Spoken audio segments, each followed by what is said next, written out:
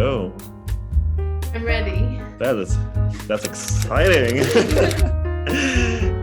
So hello. Hi. Hola. Hola. Yeah, exactly. We have to speak in Spanish now, aren't we? Are we going to talk for half an hour in Spanish? Are we? No, we're not. We can do a little to show off what we have aprendido. Okay. Hola. Hola. Soy Yuki y ¿cómo te llamas? Yeah, that's right.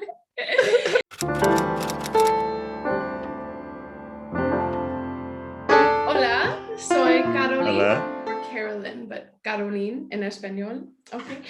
Soy de Estados Unidos y vivo en España, en una ciudad pequeña, se llama Cáceres. Soy profesora de inglés. ¿Y qué más? ¿Qué más?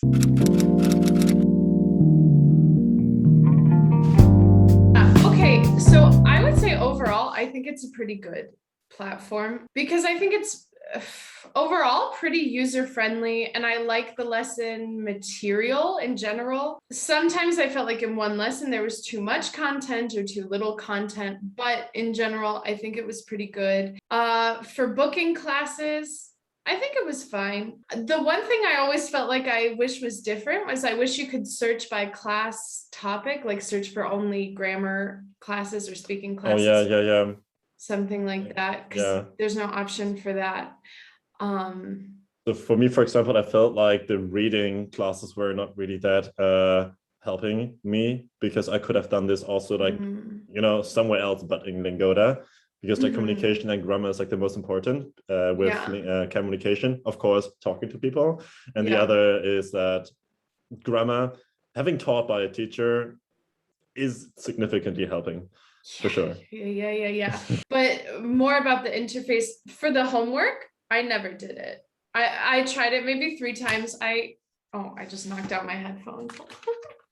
I tried it maybe 3 times, and to be honest, I remember one time it seems like the questions were kind of unrelated to what the class was about. So no, I didn't really do it.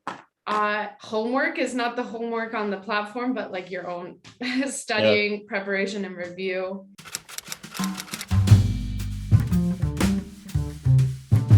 Yeah, so well, basically, for anyone who doesn't know the platform, when you book a class, you can see if a teacher has already been assigned to it. Usually those are the classes that are coming up in 1 or 2 weeks, maybe.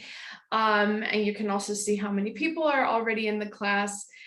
But just for me, I like to book a lot of them in advance. Like I did 1 whole month in 1 booking and another month in just 2 bookings. So basically what happened is that Carolyn went on a booking spree and booked for like a month before. There were no teachers assigned to it. Yeah, I got really anxious. Like if I don't book it now, I'm not gonna have the classes I want. So because also if you book too soon, maybe you can't book a class for a specific lesson or a specific topic that you want. So exactly. I went on booking sprees because I was more particular about which class I was going to take rather than who the teacher was, although I did have some favorite teachers and I did try to specifically book them. But anyway, so I booked these classes without a teacher, and then, every single time a teacher picked it up shortly after, and it was always fine. But I have to say that, now that we have talked about teachers, in my opinion, teachers are more important than the medicine materials, for sure. So with the Lingoda system, you cannot really preview those teachers, of course, with the bios and that you could just like look up what they have like written in the description. But I mean, obviously, knowing a teacher is just working when you have had a lesson with them, like afterwards. And even if the lesson material would be like not something that you would like to be interested in my opinion, like being assigned to those teachers in the end is way more important in getting better with your language skills.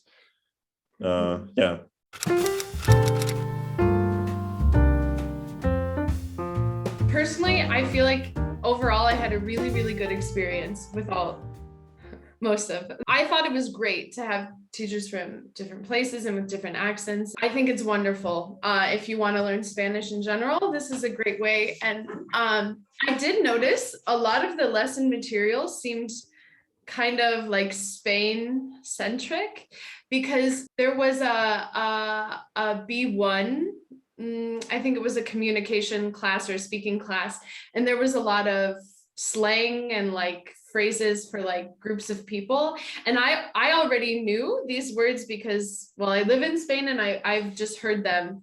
But I had a teacher from Chile and she was like, I don't really know what this one means. But it was fine because, well, as an English teacher myself, I also encounter things like that sometimes, like things that are used in British English, for example, but not really in American English. But I think it's good. I think it's a good experience because you can see some things that, yeah, like if I limited myself to having teachers only from Spain, where I also live and where I also hear people speaking every day, I think I would have a more limited perspective of the language. I think it's way better to have a variety of teachers from different places. I think you get a more comprehensive experience with the language. Definitely. Yeah. And I think it's a good practice anyway. I think it's hard for a lot of language students to, if you become accustomed to one accent and to hear and understand another. I have a lot of students myself who feel very comfortable with an American accent, for example, and then they hear a New Zealand accent and they're like, what is that? So I think it's cool. I think it's a really great opportunity, something you should take advantage of.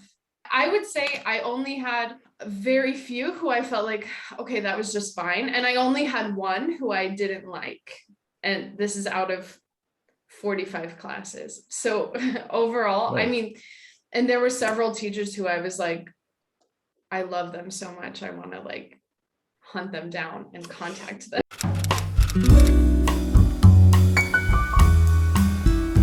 Yeah. I think it's a huge difference. You talk way more. And I don't know, I think in a large class, if you have like 20 or more people, it's very easy to like zone out and not really focus. But in a group of 1 to 5 people, I mean, you have to be paying attention the whole time. It's okay if you don't understand something or don't know the answer to something, but if you zone out, it's really, really obvious. So I mean, like with the language sprints, we are obviously forced to be assigned to group classes. So we don't have a choice in taking like classes one-on-one. Mm-hmm. But if I would say if you have the opportunity, then it's of course advisable to take classes where like not already 3 or 4 people are assigned. So you have like one-on-one or maybe like 1 or 2 classes, because that's honestly really anxiety inducing. But if you would, opt for getting better in language learning, then just go for it, because long-term learning, this is like way better. And of course, like in the end of the classes, you will feel like you don't want to continue learning any languages anymore, but it's the best that you can do. I don't know about you, but I ended up having a lot of classes with just 1 or 2 people. But I feel like this has more to do with Lingoda, or just any kind of language learning, people trying to start learning a language and starting off with A1 or A2 levels. And we both have ended up like with B1, B2 levels, so the more intermediate levels. And so, of course, obviously there is going to be like lessons out there who not everyone is going to. Right. Yeah. That's what I thought too. Like I imagine the A2 classes are full all the time. But for me, if I randomly want to take like a review of the subjunctive on a Tuesday morning at 10 a.m. in Spain time, it's also like 4 a.m. in Eastern Standard Time in the US. So like there aren't going to be any Americans in the group. So I only ever had a class with 2 other Americans, and it's because I took it at 2 p.m. here and it was like 8 a.m. there. But anyway, yeah, I think if in the higher levels, there's just like fewer students, I imagine. So there's maybe more of a chance of having a teeny class.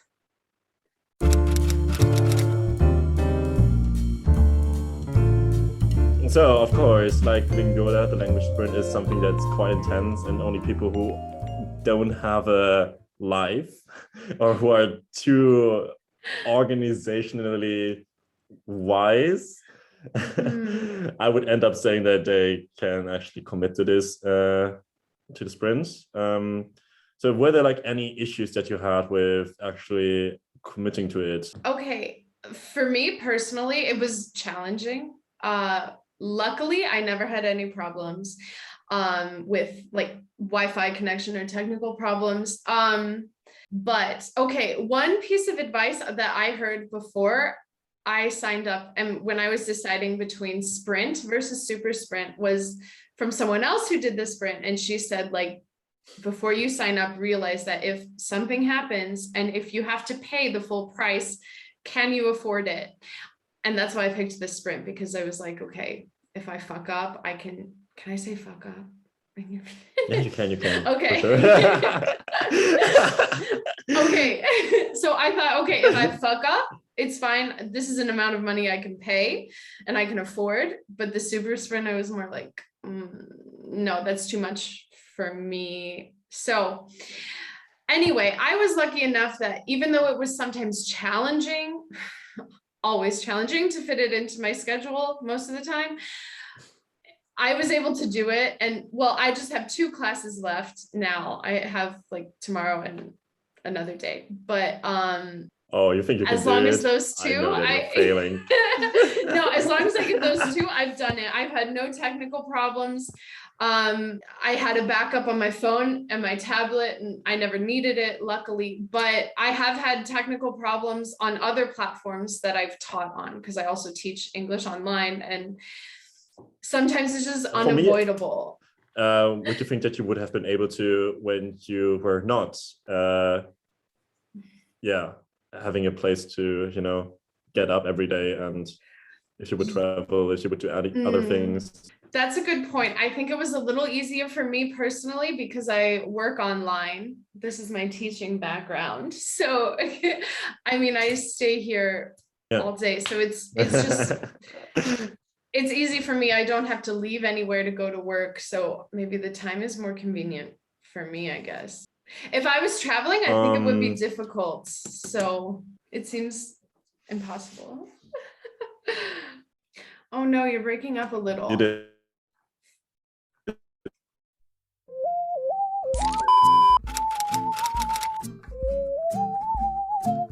Hello? Oh, hey, wow, now you're in a different place. I'm in a different place. Isn't this exactly what we were talking about? The technical problems are unavoidable. So There's too many. Yeah, so that's what I think is like, if you sign up for the sprint, keep in mind that you may have technical problems and you may have to pay the full money. Can you afford it? So the sprint rules, also, like, would it be able to, if you could share your sprint rules that you have taken so much time into making?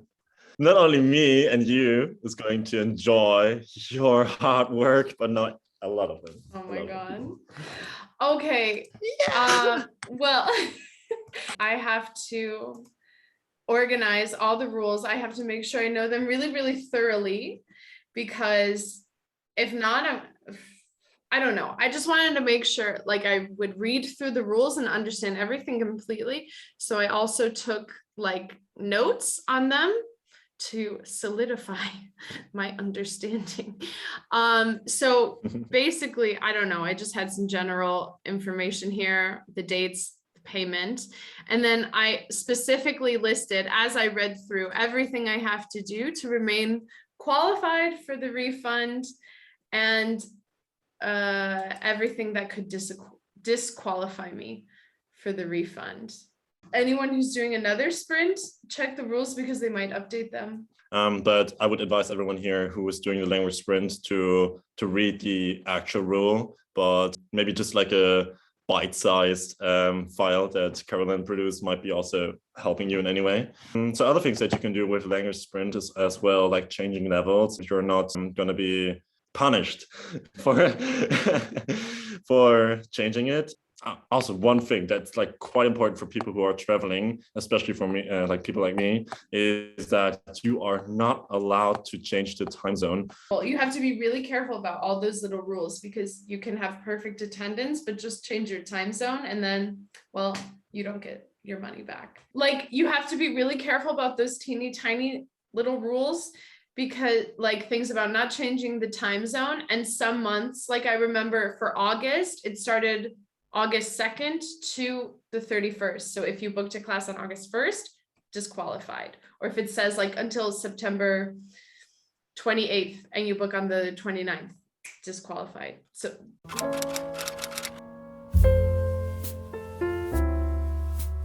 okay, I would say I improved a lot. Actually, I would highly recommend the sprint to anyone who wants to challenge themselves. For me personally, I really like an intensive course. So I loved it. I thought it was great. And for me personally, since I've been living in Spain, and I never really took a class, so I felt like my listening was really good, and I could understand a lot, but I felt like I couldn't express myself very much. And my grammar understanding was really, really bad. I didn't even know how to say anything in the past tense. So it was really nice for me to like take mostly those grammar courses. And I really like that you can choose different levels. So I tested into B2.1, but I felt like I was still missing a lot of the like B1 grammar. So I was able to like go back and do those grammar and then those grammar lessons. So it was perfect for me personally. And I think it can be really good for a lot of people too, depending on what your own needs or goals are. I think if you're a beginner, it's a good platform. If you're intermediate, it's excellent. For me, it was great. A really good experience. There's no way to be fluent in 3 months in any program. That's bullshit. That's a lie. Don't ever let anyone sell you that. But I do feel like I can express myself so much better than I could 3 months ago. And even like, I don't know, I've seen it in my real life too, because when I go out with friends, I can actually like participate fully in a conversation in Spanish. Wow. Whereas before I was just kind of sitting there like, sí, and like zoning out a lot. But now I'm like, I can listen and understand. Here and there I have to ask, oh, what does that mean? But that's fine, I don't care. I have another advantage that my boyfriend is Spanish, so I can keep talking with him. Before I need a Spanish boyfriend myself. Yeah, you do. They say the best way to learn a language is to date someone who speaks it. And well, I think that depends on whether or not they speak your language. Whoops, sorry, my ex left me who was Spanish. Maybe it's her fault overall.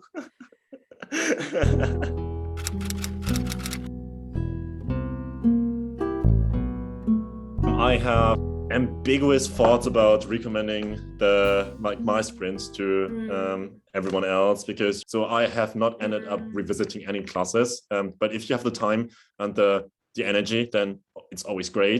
There's not a lot of room if you still have like work or a real life or any hobbies to do. You know, if you end up sacrificing yourself to the no life language world, then this might be a good idea, because I have ended up being in a train because I wasn't really scheduling it like rightfully so, or when I was attending a party with just 1 hour of sleep and being intoxicated with things. with unmentioned. But I think actually I would highly recommend the sprint with the 15 classes a month, because it's like, well, I did take a few weekend trips here and there, and I was able to take a trip without worrying about a class. And then I just had maybe 4 or 5 classes the week before, the week after, or something like that. So it was way more doable, I think.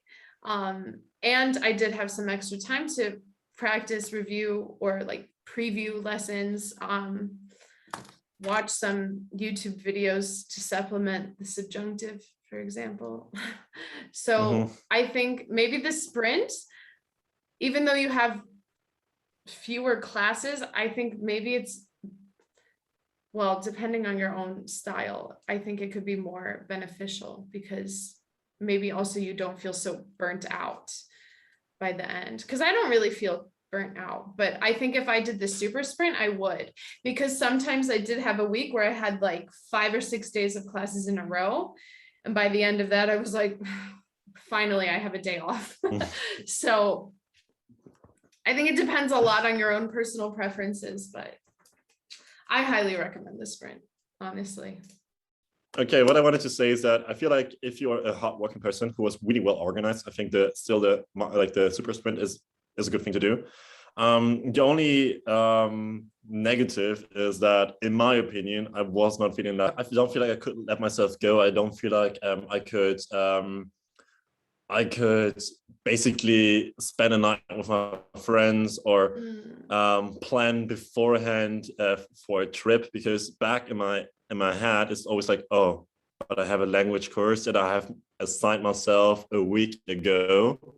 So it was always like something I have to take care of.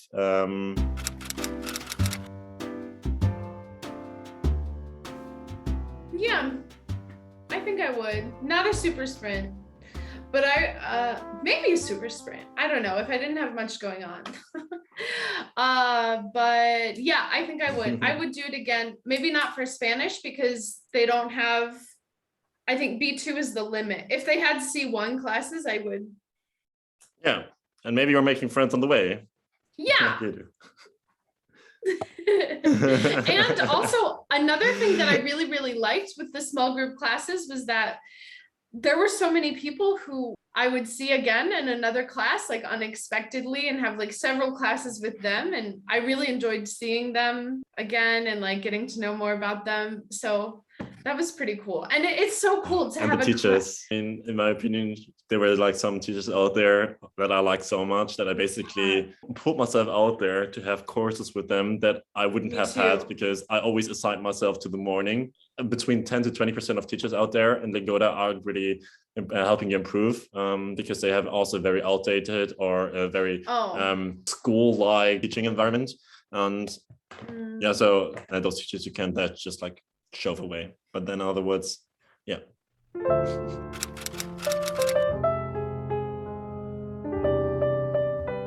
Yeah, I think overall I had a really good experience. Like I said, I only had one teacher who I did not like. It was actually my 3rd class of the whole thing, so it was not a very good introduction. Do you want to know why? Oh, tell me. Here's a little bit of chisme. That means gossip. Okay. I thought he was not very professional. He was clearly working on something else during the class. It was like a B1 reading class. And one thing that was kind of funny is, you can see like people's bookmarks at the top of their page when they share their screen. And all of his stuff was like how to invest in Bitcoin and shit like that. So, no. Yeah, so that was kind of funny. And well, the main reason I didn't like him was because he wasn't he was not engaging at all. And he asked really generic, really boring questions. I don't know how he got hired compared to the other like really good, really engaging and professional teachers on the platform. Okay, what I mean is like the one thing that really solidified that I didn't like him was that, well, he was using a lot of English in the class, which you really don't need to do at a B1 level. Okay. And then at the end of the class, he clearly ran out of time. And so just asked us all what we were doing on the weekend. And he asked me first, and I was like, oh, I don't know. I said in Spanish, like, oh, I think I'll do something with my boyfriend, maybe go visit his family this weekend. And he switched to English and he said, oh, your boyfriend's Spanish? I was like, yeah. And he was like, let me guess, you guys speak English all the time.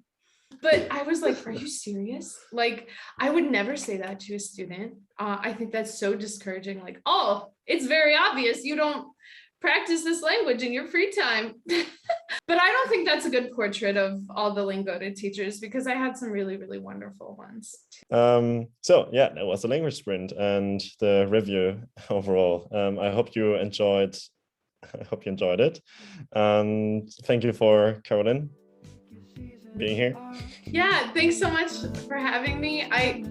I really enjoyed talking about the experience. Actually, it was great and nice to just reflect and process. And yeah, so thank you so much for having me, and thank you everyone for watching. And okay, see you next time. Adios. Let's clock out, you and me, wander around West County.